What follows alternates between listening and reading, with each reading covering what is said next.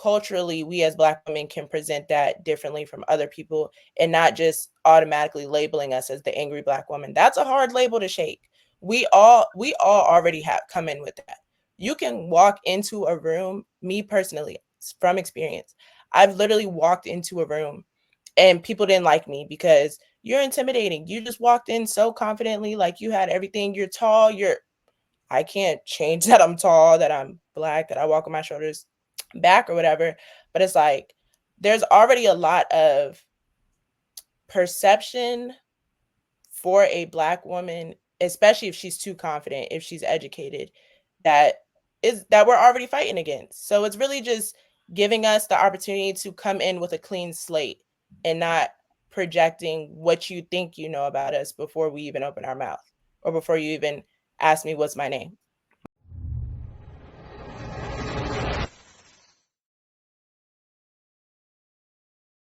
What's going on, everybody? It's your boy Lamar Hardy coming to you guys with another episode of the Two Fingers Podcast. We got a big episode for you guys today, so we're not going to waste no time getting to the jibber jabber. We're going to dive right into it.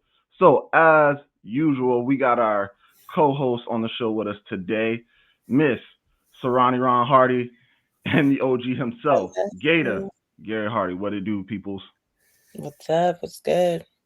Good day. Good day. It is a good day, and like I said, we're going to try to take advantage of it, and we're not going to hold y'all any longer, so we're going to dive right into it. First things first, guys. As always, I think we should, at some point, we should make like a flash thing or a breaking news, because this is about the third week that we done did this, so we're going to get that in the works. But first things first, man, we got some breaking news coming in on this week, and as the saying goes, they go in threes, man. I guess that's a real statement, man. But as we dive and talk about it more, man, we got to talk about our good man, Mr. Tito Jackson, man. Another one. Yeah. And I hope that's not the saying with threes, because that's ugly if that's the case. But yeah, we lost another one. 2 last week, and y'all said it, and he was next. So yeah, man. So Tito Jackson, one of the original founding members of the Jackson 5 legendary group. He is the oldest son out of 10, but he's number 3 in the family. So I think there are 2 older sisters.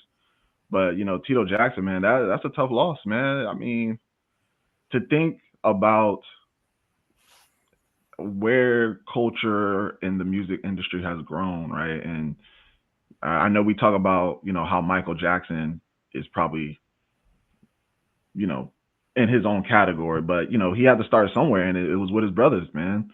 The Jackson 5, man, they were definitely a group. Even to the day, we still listen to their music, man. It's generational. Oh, yeah, I can definitely. The Jackson 5 was everything in our day, coming out of Gary, Indiana, and they blew it up, man. They were different. They were special. The Jackson 5, that whole family, man, all of them was smooth and self-taught. Self-taught. Like, can you imagine, nowadays we're YouTube University learning from so many things on the internet, but teaching themselves how to play drums, guitar, bass, singing, choreographing their own dances and stuff like that, man. It's next level. And he was always, the known name one. You ask 10 people and they wouldn't know other outside of the group. He probably could walk through the mall and never get approached. You know what I'm saying?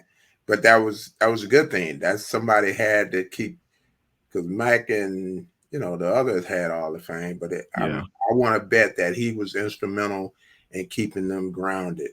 And you say he was the oldest, not Jackie Jackson? He was the oldest boy. Boy, okay. Yeah, I would bet the house that he kept them grounded, man, in his own quiet way. So yeah, hats off, man. He was part of that pioneer. Oh, no, you're right, Hardy. Yeah. He was the second oldest. Yeah, Jackie Jackson.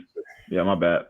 It was out of order when I looked it up. So yes, he was the second oldest. Yeah, Jackie was the oldest, man.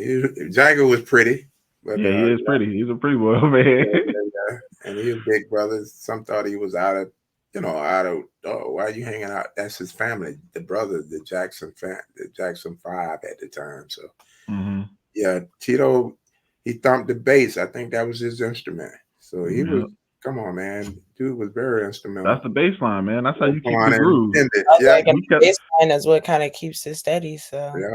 And they are, like you said, kind of reserved or behind the scenes a lot. You know, you don't, unless you're a true musician, you know, you really don't hear the bass. But when you hear the bass, they be kind of funky back there. They be holding it. And a lot of people give credit to the drums, which, you know, they're keeping the pace and the rhythm. But the bass line, they be rocking, especially when they get funky with them finger plucks, man. They be doing their thing on it. So special tribute, special shout out to Tito Jackson. We just wanted to touch bases on that real quick before we start the show. You know, again, power, brother. Another legend gone. And at the age of 72, man. So 70, 70 72. That's what I was saying. So, man, a true legend in the family, man. So we shout him out and salute to him. Absolutely. All right. So enough of the breaking news, because in the show we like to get comfortable being uncomfortable. And boy, we got two big topics for y'all today, man. Oh Lord Jesus. All right, so the first one, I don't think we should kind of sugarcoat it or stand around it, but we gotta plaster it, you know. Bad Boys Records, baby. Bad Boys. I mean, get a little serious. East Coast versus West Coast, and it don't look good on the East Coast. That's all I gotta say. It ain't looking too good on the East Coast. For those of you all who don't know, I'm gonna get you guys hip, and I'm gonna go from a credible source here at CNN. So Sean Diddy, Puff Daddy, P Diddy, however way you want to call him, Sean, John, whatever. Sean Diddy Combs is currently in jail after being arrested on charges of racketeering, sex trafficking, and transportation to engage in prostitution. The rapper was taken into custody on September 16th after nearly a year of ongoing investigations, which included home raids and several lawsuits against him alleging sex abuse and rape. The allegations came to a head in September when Combs was indicted on 3 charges, and the judge denied the $50 million bail proposal that his attorney put forth. So, ouch. I think, ouch. I think this is another one of those topics and conversations that is a little difficult, because it's not that whether we believe it or not, again, we're waiting for convictions and everything to actually come through and the actual verdicts to come through. But I kind of want to go back to the ideas of, you know, you grow up on certain music and genre in your livelihood, right? Like, you know, your R. Kelly's, and, you know, you grow up under, you know, Bill Cosby, and then you hear about things that come to the head years later. And so you already have a persona or a visual representation of who they are and what they mean to you in life. But now that you're older, you're now conflicted, and you're at a crossroad where you got to figure out, okay, was his success truly his? Or, you know, what was going on that kind of got him to the level, and, you know, what all the crazy things were going on. So the floor is open. Hardware, what's your take on this, man? We're gonna start with the OG himself. Okay. Well, to go in reverse order, when we look at these entertainers and we idolize them, it almost seems as if they have an alter ego or a split personality, because, you know, for the longest time we were saying Aura is different than Robert. Robert was crazy. Aura was the genius in the entertainment field. We stepping in the lane of love, baby. Yeah. So you got the Cosby guy, and then you got Bill, then you got William. You know, oh man, not Will. Now we all Lil know Bill.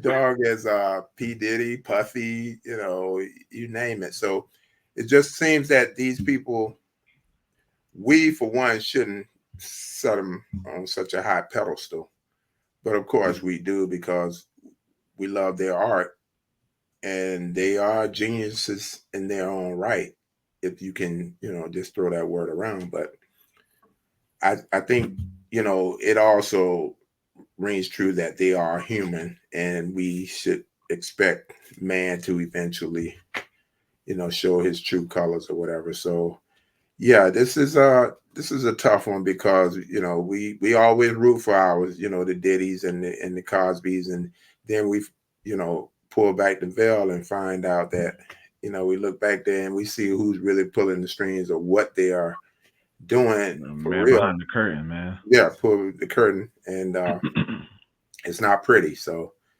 wow. Mm-hmm. Come on, So, come on, what's Randy. up, man? What you got? I just Yeah, think I really like the part where you said about like idolizing, because I think honestly, at this point, me personally, nothing surprises me, especially when you think of the position of power that these at people this have. point, you 12. I'm sorry. Go ahead. I know, but like I just that Yeah. frontal lobe developed. That frontal lobe gets fully developed at 25. I'm coming up on that. You feel me? Not too much though.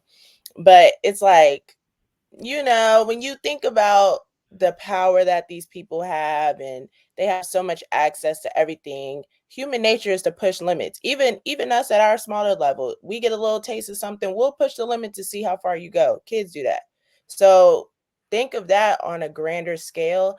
And like you said, I feel like unfortunately a lot of people as the public do attach themselves to these artists, whether it's like their music got me through a tough time, and that's totally understandable, totally like valid for sure. But at the end of the day, we have to be able to understand that we do not know these people. Like, yeah, we see them, we see them on the shows, and they're putting on this facade or this persona, but it's like at the end of the day, we don't know. That's acting. Like a lot, they literally get paid to be a different person, like to be an actor, to be an entertainer, to appeal to the public.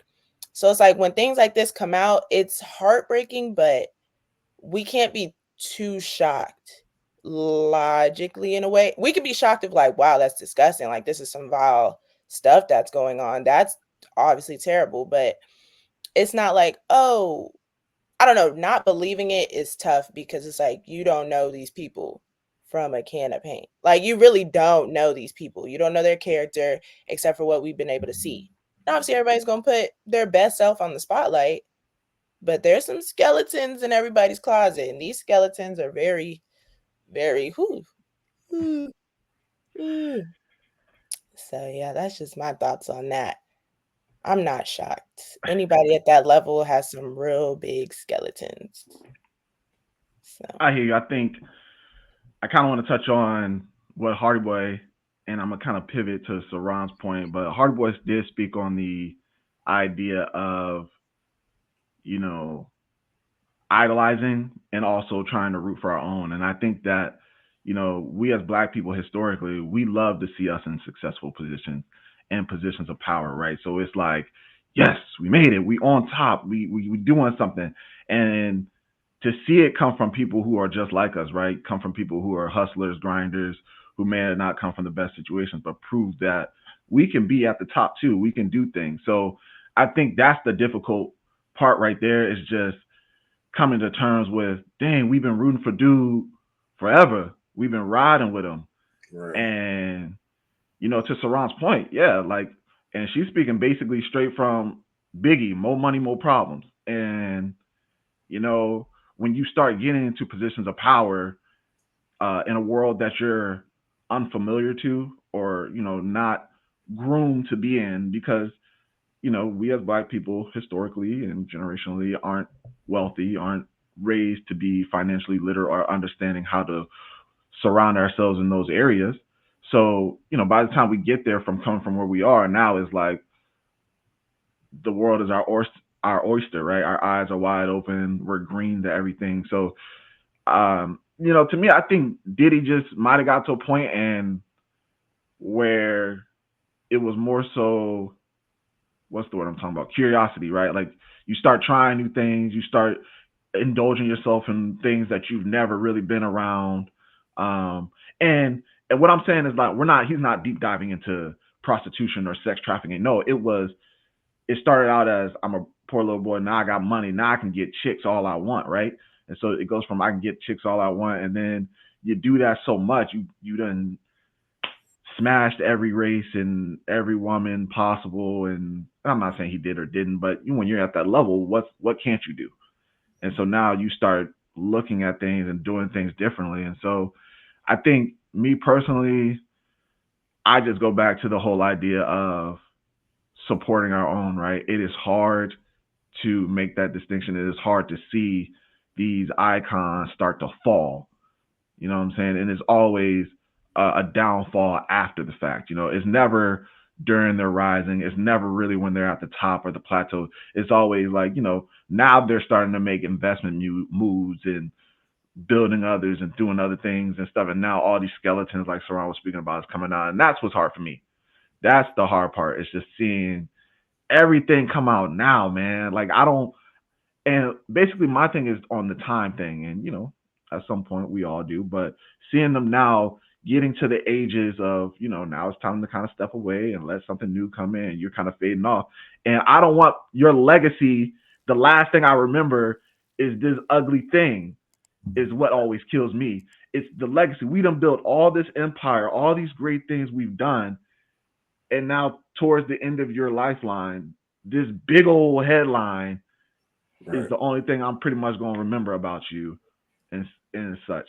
And it's as you spoke on, you get in that circle. You're not used to being in that circle. As you get more famous, that's you start to get around people who, to your point, do these types of things. You just start to eventually evolve in a circle that you have no clue, and you can almost be baited or used because everybody knows, or that's the word on the street, a Diddy party is off the chain.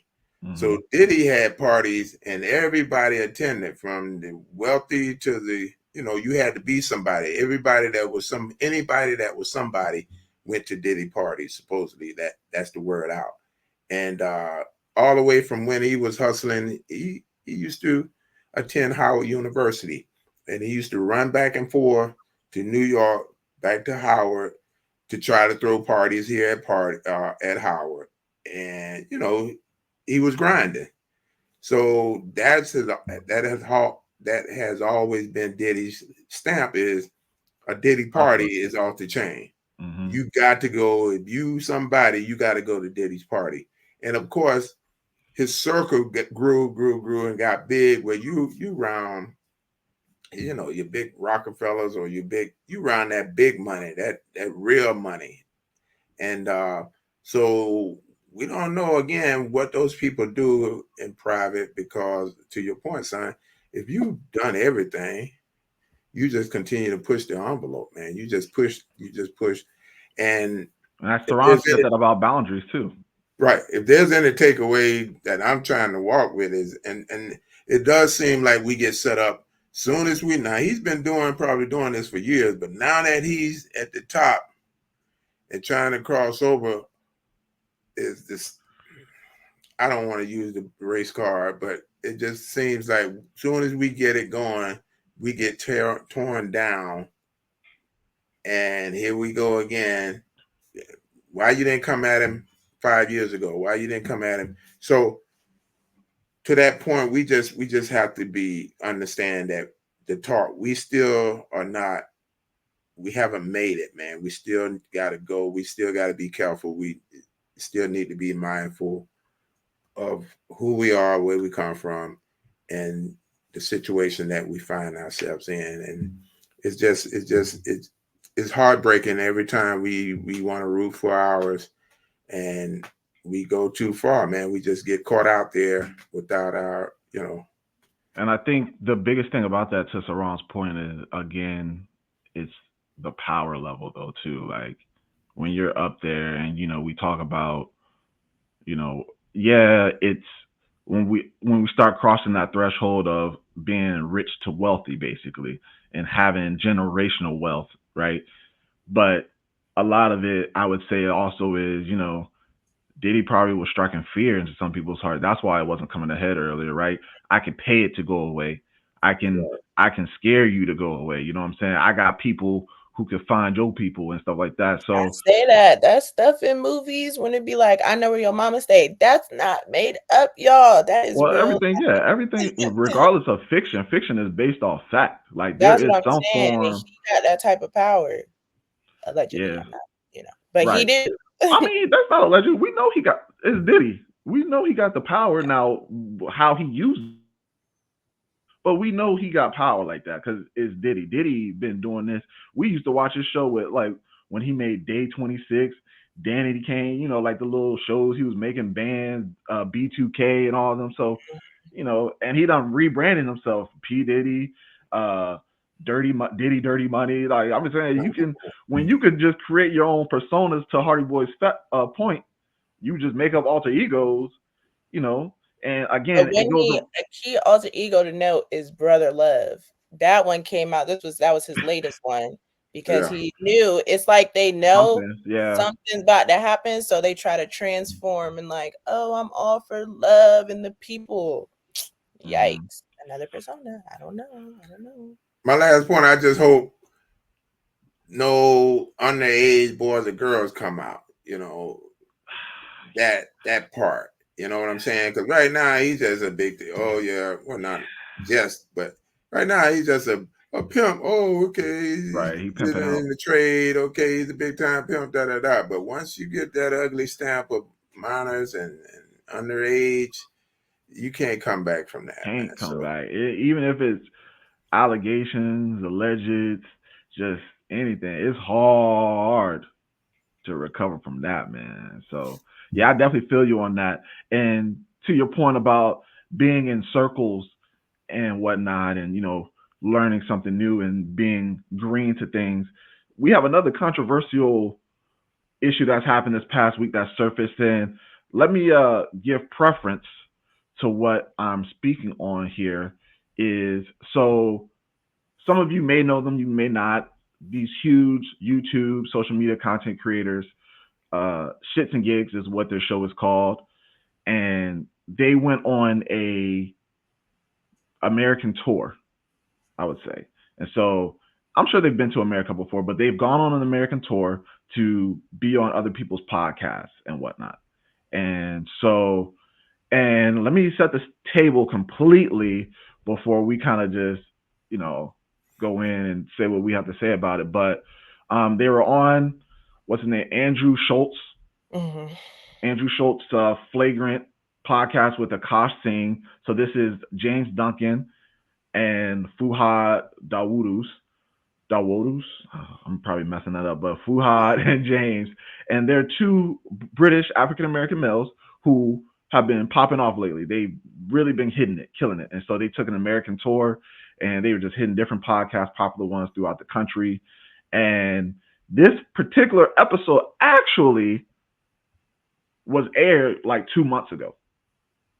However, this past week, it's just been resurfacing and hitting headlines it went viral. and going crazy. And I don't think this was the episode that made it go viral. I think it was something else prior. I think they might have been on what's the song? Poor Minds Around, the two ladies, the two girls that live in Atlanta, but they're from Texas. Oh Poor yes, Minds. I and think they a made a clip of comment on them. that. Yeah. Yeah, there was a clip of them, and there was like, "There's no baddies in Atlanta." Right? They did their American tour, and he was like, "Ain't no hotties, ain't no shawties out here in Atlanta for real, for real." Wow. And the girls were like, That's "Oh," like, well, thank God, because I'm from Texas. We just yeah. live in Atlanta. So, but I think that was the spark. And of course, once something sparks, now you got to deep dive the entire catalog. And so this is when the Andrew Schultz podcast interview came up. And so in the episode, and I'm gonna kind of get into it a little bit later. I'm gonna let you guys speak on it. But in the episode, Andrew Schultz and Akash, they were talking about the black girlfriend effect and what is it like being with a black woman, knowing black women, blah blah blah blah blah. And the comparison, one of the main comparisons was talking about Travis Kelsey's before and after, right? Like Travis Kelsey had a black girlfriend, winning all them Super Bowls. My man was smooth, like as some ladies would call him. He's spicy white, right? Because he got like a hint of us in him, right? A little sprinkle. His hairline was always faded. He was looking clean. He was chiseled. Da da da. Now he with Taylor Swift. He got the little biker cop mustache, and his hair is like half, like he done went the complete It's like a opposite mullet direction. kind of. Yeah. Right. So that's what it is. So they were talking about it, and you know, Andrew Schultz was saying, having comments in a jokingly fashion, but in some ways he was serious, talking about, oh, you got to be tough to handle black women. Black women are this. They're very outspoken. You grow the beard because you never know, you might get punched in the face, and there's extra cushion for you. You know what I'm saying? Like, just making jokes, doing what comedians do, and especially comedians who aren't black. They always like to try to get as close as they can. And so what was happening was he was asking them questions about if they've dated black women versus white women, who do they prefer, um, and going into further depths like that. So before I don't want to get my take first. So we're gonna go with it. We have a lovely black woman on the scene on the show, and this is her realm. So I'm gonna let her lead off with this topic. So Saran, in terms of everything that's happened with them, I guess I kind of want you to answer. What is your idea of the black woman or black girlfriend? I think it's black woman experience. And then what is your take on how James and Fuhad handled it? I would say my take on the black girlfriend experience. First of all, as a black woman, it's a fact that we are the most hated species, the most hated in like the human Discriminated, race. We're the disadvantaged. most discriminated. Yes, we're basically at the bottom of the barrel. So in every aspect, not saying everyone dislikes, but that's just a universal, known thing.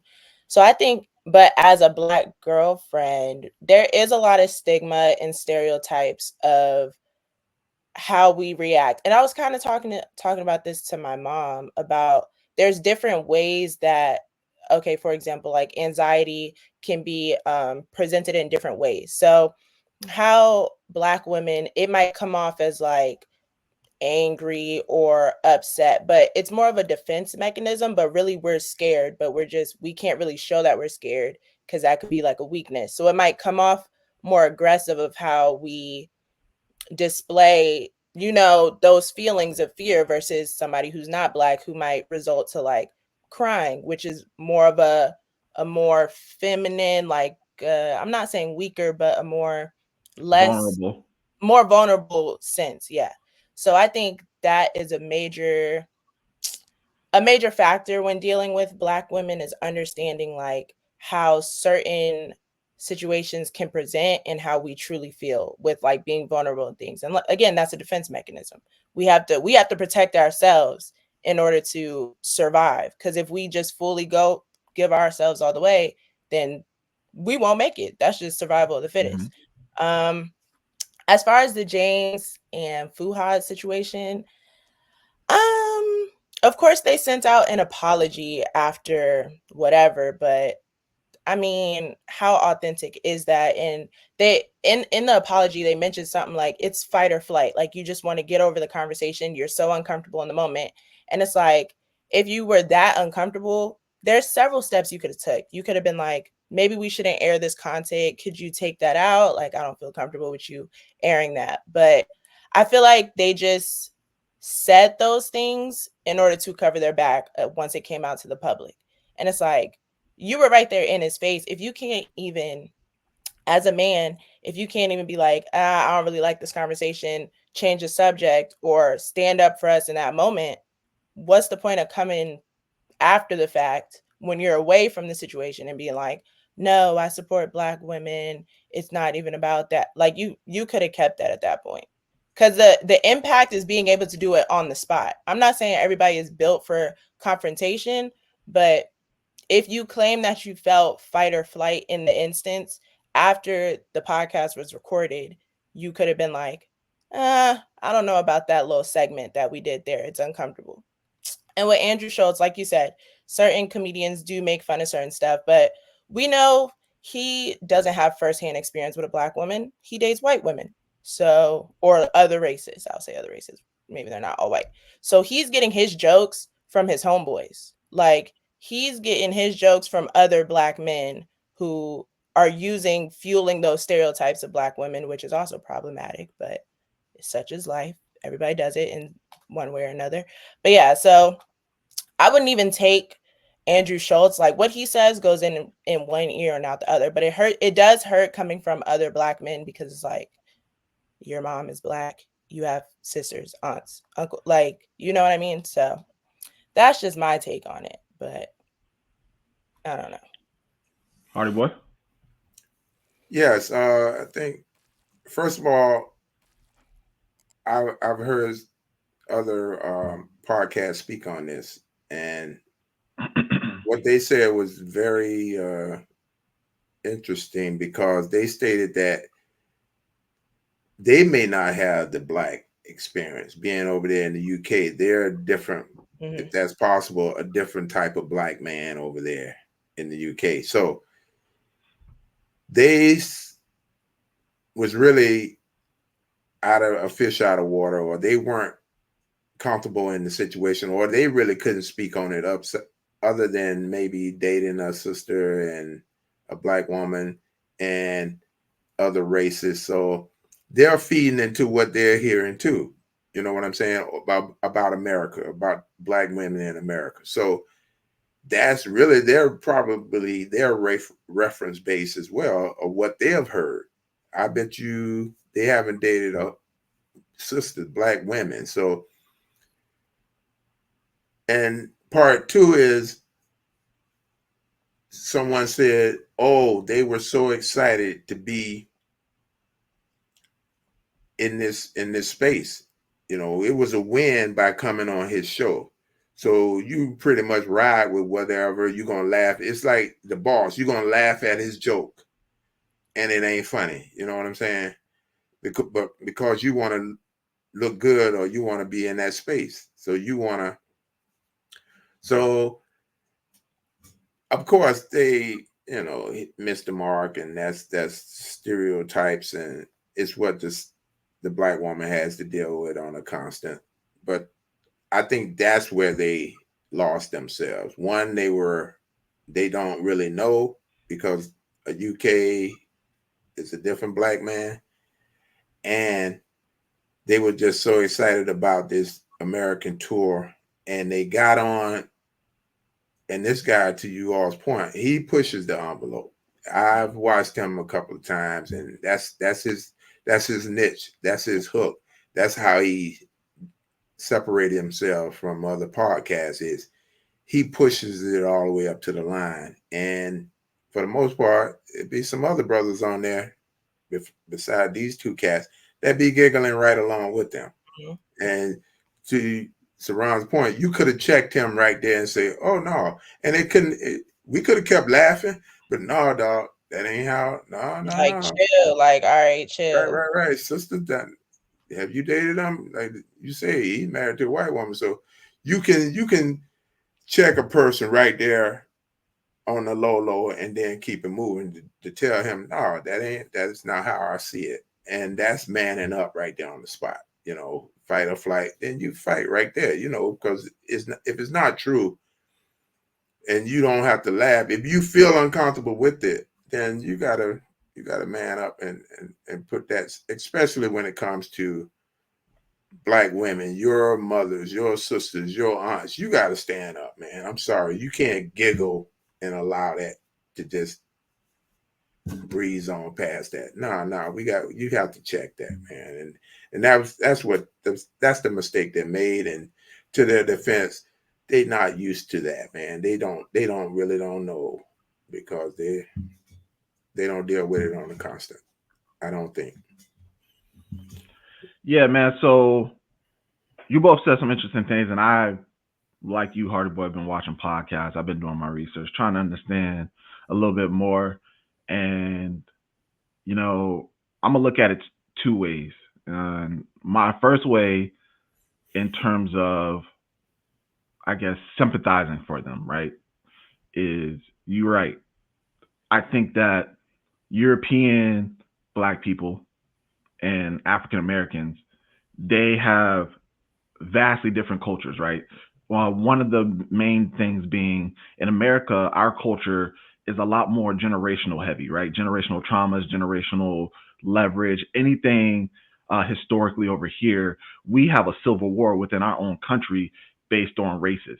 and the birth of this country. And so generally we are already thinking in a mindset of you either support your own or you're a traitor, meaning, and that's to anything, and that's for anything. When a black woman dates a white man, when a black man dates a white woman, it's uproar, right? We immediately talk about it. It's plastered, and whether it makes the news or not, this is what's being talked about in the homes. You bring a white girl to the house, you gotta prepare shawty in the car ride over to say, yo, it's about to be real once we walk in these doors and you meet my cousins, my aunties, my sister, all of them. So, whereas in the UK, I don't think interracial relationships are that big of a deal for a couple reasons. One, a lot of the black people over there are still somewhat tied to their African roots, meaning they know kind of where they come from.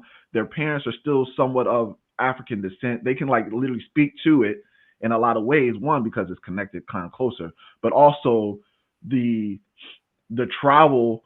A lot of them go from Africa to these other countries, for better opportunities to make it out, whether that's soccer or business or whatever. You kind of come there, and then, life is life. One thing I did hear when I was talking to some of my friends and peers that are overseas is the the discrimination that's happening over there is more so colorism.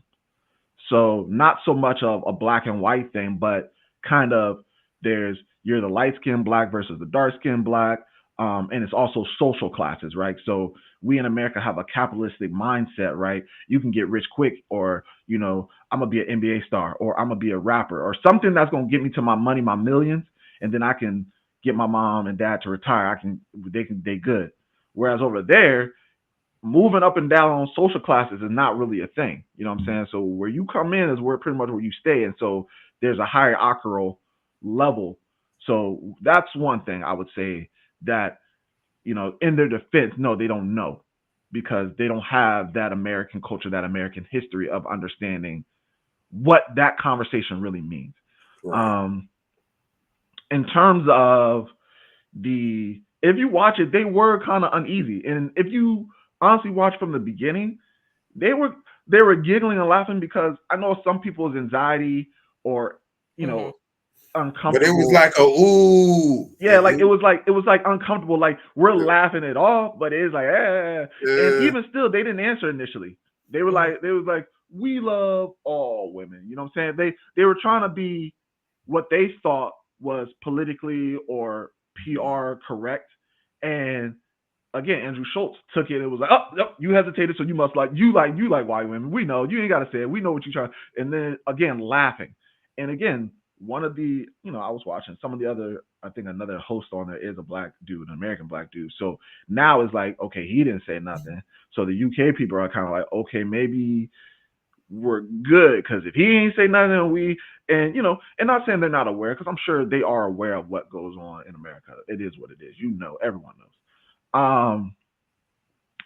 And my last thing in terms of for them is, these questions and stuff is not the audience or the community that they speak to, right? Like, this is not, a lot of their stuff is like funny jokes or funny interactions or reactions to certain things on social media.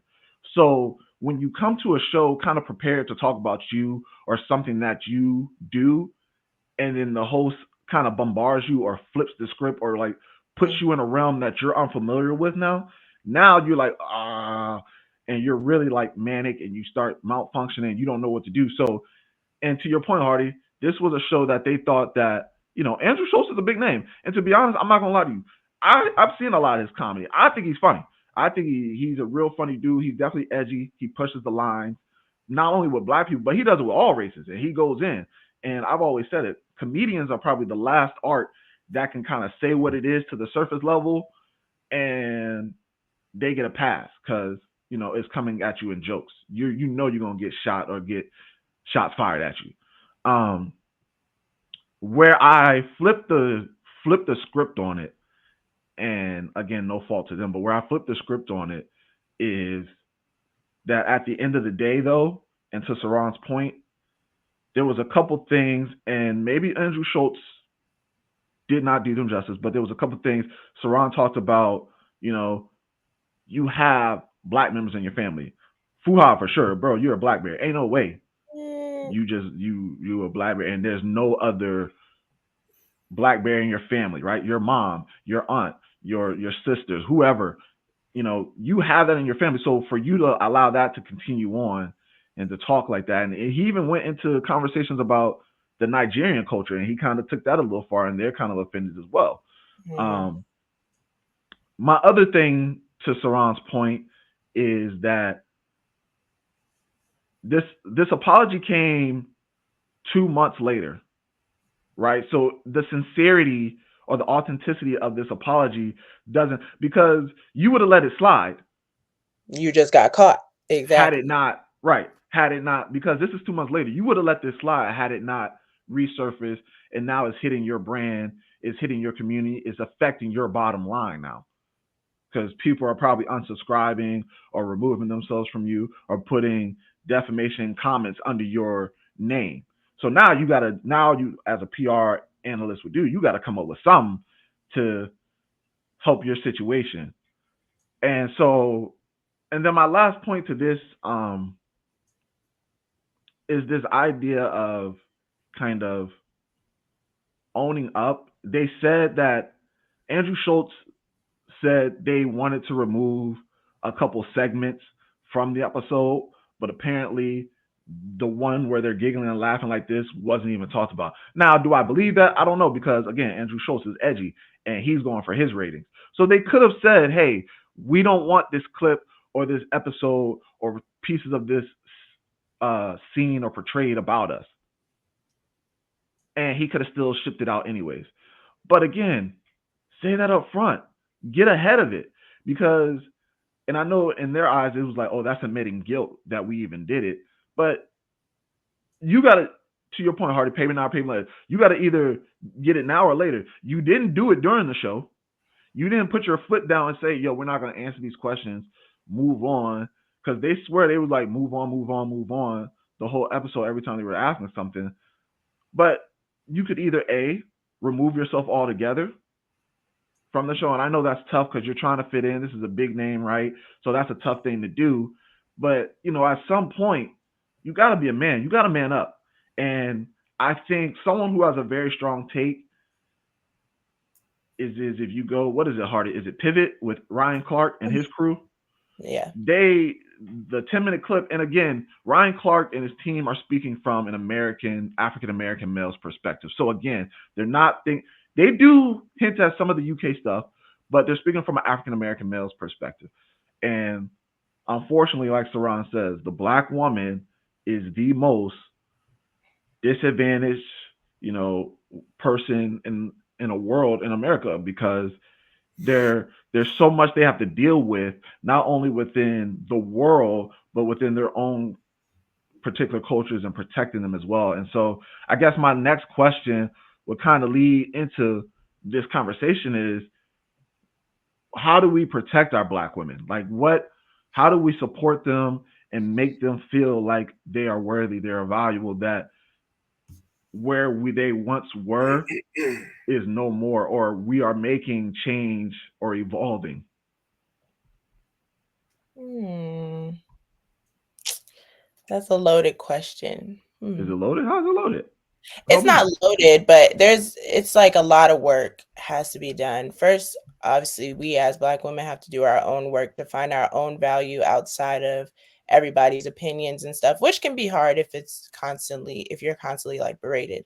But obviously, we have to do our own work to find our own self-worth and value and not really care about others' opinions. But it also would help to have those authentic interactions with others. So not just being like the token black friend or just like, oh, just I don't even know how to really say it, but it's just really all about authenticity and kind of recognizing when you're in those situations, like standing up for black women and also having the knowledge of those things, like I said, of different presentations of symptoms such as anxiety or depression, and how culturally we as black women can present that differently from other people and not just automatically labeling us as the angry black woman. That's a hard label to shake.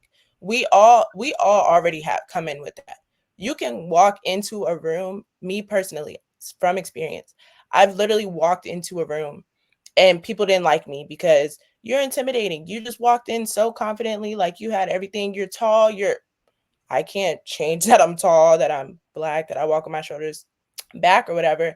But it's like there's already a lot of perception for a black woman, especially if she's too confident, if she's educated, that we're already fighting against. So it's really just giving us the opportunity to come in with a clean slate and not projecting what you think you know about us before we even open our mouth or before you even ask me what's my name. Or You get to know? know you, right? Yeah. Yeah. So I would just say give us more leeway or a fair chance to present what we have to say. And we, as your partner or the black man, we have to, excuse me, we have to do better. This got to change, man. We got to rep y'all better. And we got to love y'all more and better and harder. We have to defend y'all. This was a great opportunity. And I asked everyone, if you can, Google that take on RC, that podcast, the pivot. Yeah, we'll definitely link it to this Because episode. he broke it down, man. Dude, shoot straight, no chaser, man. He broke it down, and he really taught me something, or he gave me an insight on the topic that I hadn't really thought of, but that I agree Perspective. with. Yeah.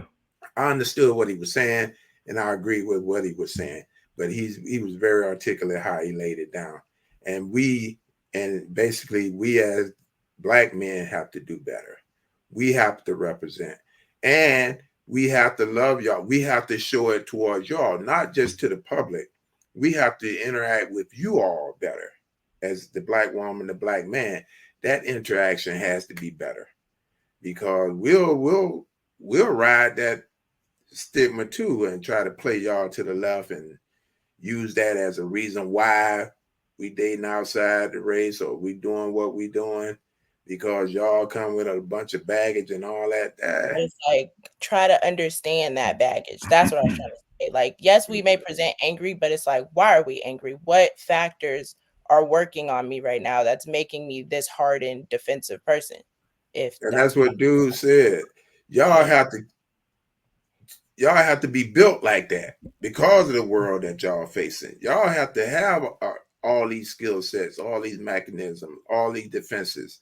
Y'all got to come well equipped, Manufactured that way in order to survive. Y'all gotta, when y'all step outside, y'all gotta be ready for any and everything. And that's part of what we gotta understand as the black man, as the brother. We gotta understand, and we gotta salute you all, and we got to have you all back.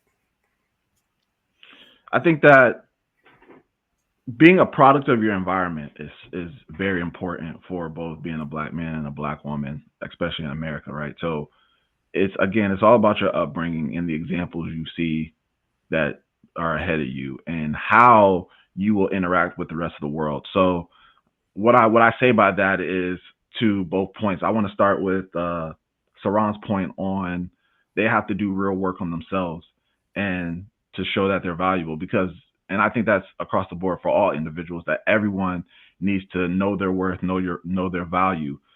And for black women, the difficult part is that we can say that, but again, them being so discriminated or disenfranchised or not looked at right. Like, you see no examples. Like, as little girls, black Barbie dolls are fairly new compared to when Barbie was made, right? And the persona and the perspective of that, seeing yourself as a doll, right? Seeing black women in positions of success, not in video vixens and stuff like that, but in positions where the white girls or the white man or anyone else is making change, right? We're now in an age where this newer generation is afforded that opportunity. Why? Because we now see black women who are able to speak up in positions of power.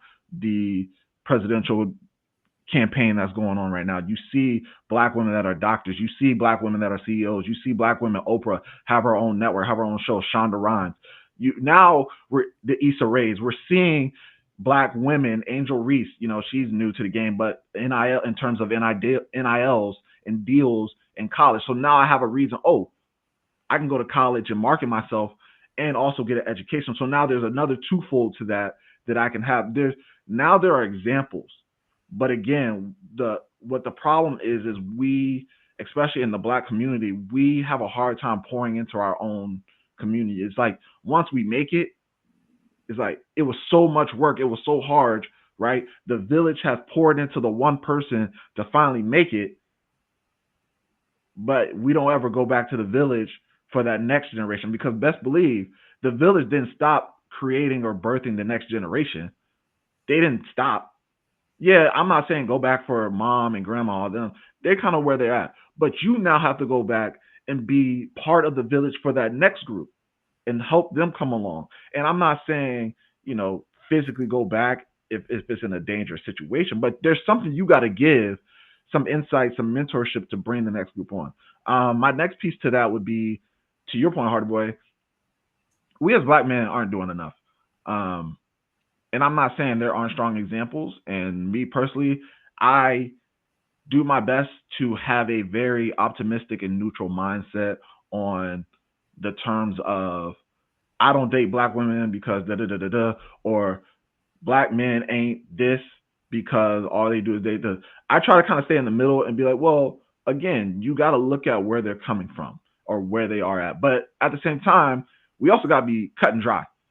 Right? We aren't giving enough back. We aren't going back in. And a lot of times we have this mindset of the black man being the head of the household, but there are so many single parent homes, majority of them being black women. I rarely see, outside of Idris Elba and Daddy's Little Girls, see a black man as a single father raising his children. It's always black women that have to be both mom and dad raising maybe 1, 2, 3 snotty nose of your children that you have now just have custody to on weekends. So now part of the responsibility is not yours. You send Christmas. You're the best thing ever because all you do is send money and Christmas gifts. You're not there when they're sick. You're not there when they have to go to school every day or when I'm preparing them for school. The daily routine. There's so much that a nourishing black mother or a nourishing black woman is groomed to be at such a young age. And they're seeing moms be this. So now in their mindset, oh, that's what I got to be when I get older. Or that's what I don't want to be. So I'm going to go this direction. You know what I'm saying? So, but we got to be there. And I'm not speaking on, just black. I'm talking about even as head of the household, we got to be there in full because they need to see these interactions. They need to see us as an example because a lot of times a little black girl would date what her father is or what her father has been. She's looking for those same characteristics and traits. Again, product of your environment. A little black boy is looking for his mother's characteristics and traits. You know what I'm saying? But it only stems from where you are in the household. And I think that as black men, we're not doing our due diligence to make you guys feel secure or safe enough. The fact that you're still questioning it, if it's the fact that we're still pressing this and talking about it, there's something wrong.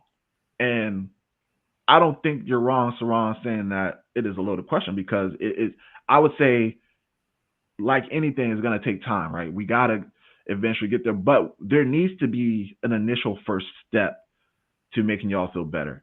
And I don't know what that is currently right now on a global scale, but it's on a one-to-one basis. Each individual family needs to grow, and then it will eventually start growing in our communities and feeling. But we got to pour back, and it's going to take those who make it to be the example. But I think to you, what you just said, though, this campaign is really bringing to light some very powerful women doing their thing. Black women for Kamala, they coming together, man. I mean, and they started something. All that now is white dudes for Kamala. Now is this.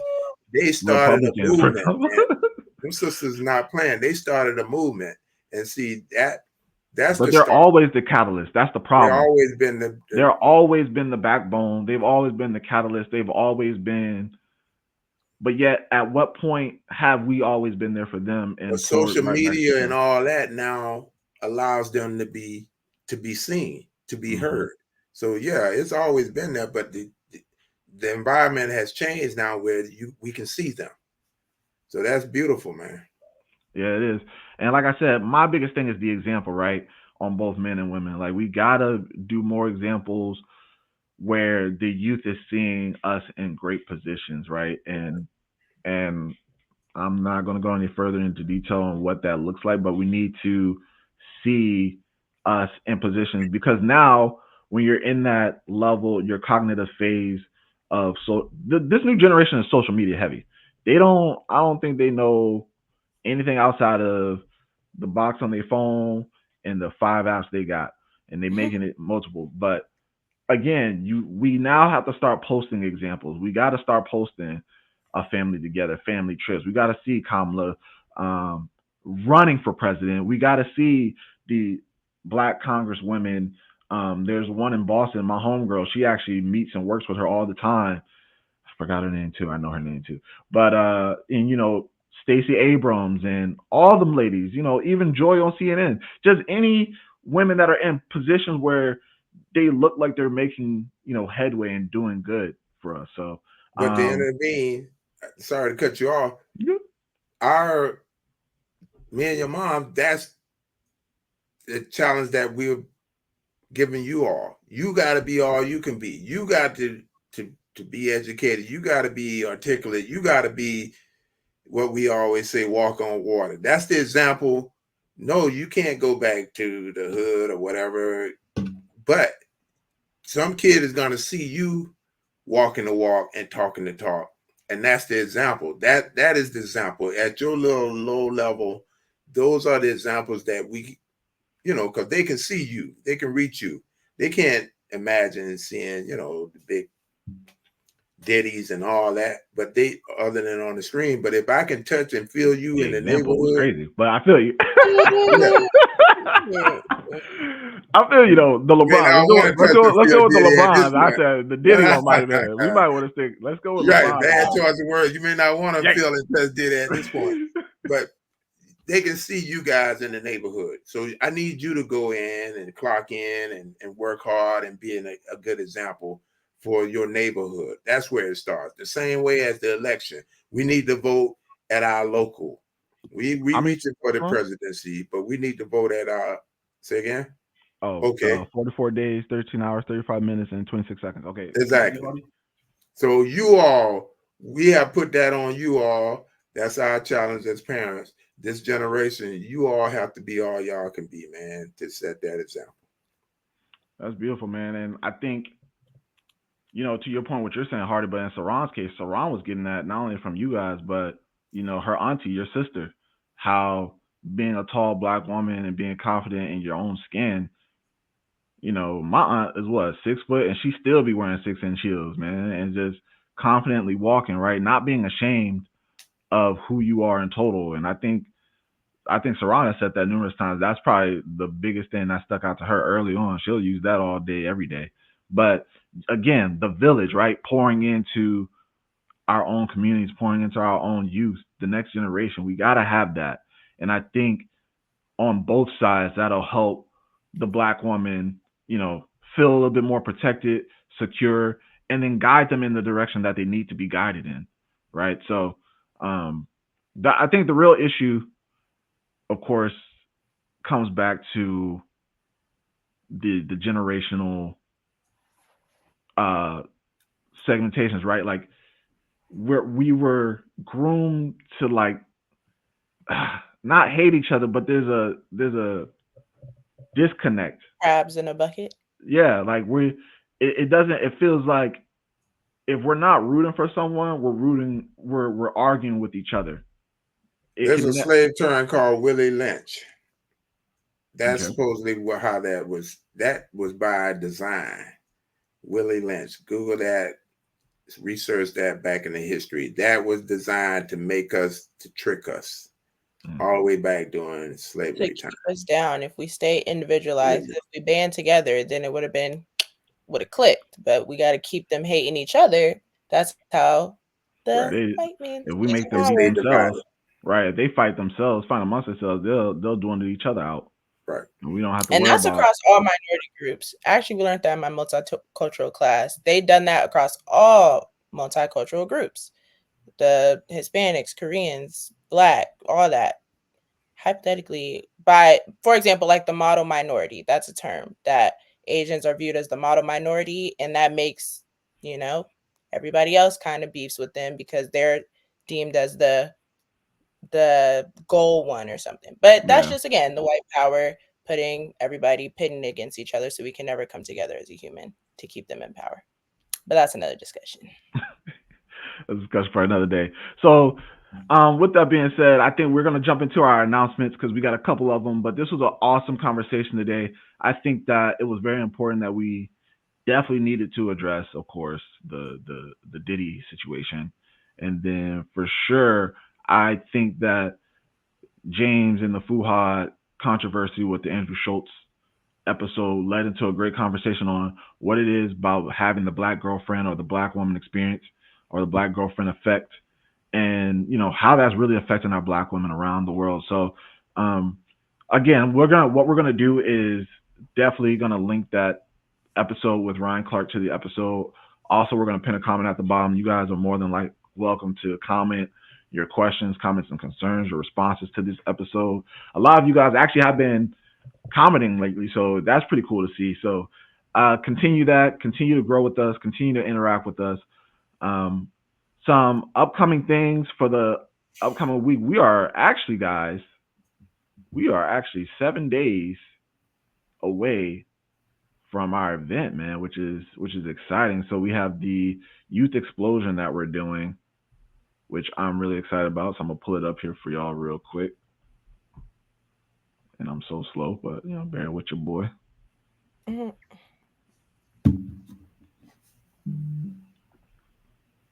Bam. So we got our youth explosion. Again, we've been announcing this September 28th, 10 a.m. to 2 p.m. Our multicultural worship.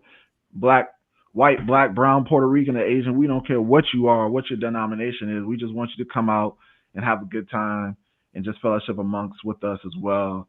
We got food trucks. We got pay and play. We got 3-point shooting contests or just a shooting contest. We got video games. We got bounce houses, courses. I feel like Oprah. We got this. We're giving you away this. We got this. We got all this stuff. And guys, guess what? It's free. Woo! I'm just saying, man. Like, if I had an opportunity to have a day full of fun for free, come on, man. So we definitely hope to see you guys out there. We hope you guys come out and enjoy yourselves. And of course, as always, we are going to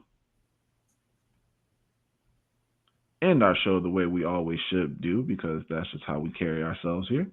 How many days we got? Oh wait, sorry, how many days we got? 44 days, 13 hours, 29 minutes, and 54 seconds. Mm-hmm. I like that. I like that. I like that.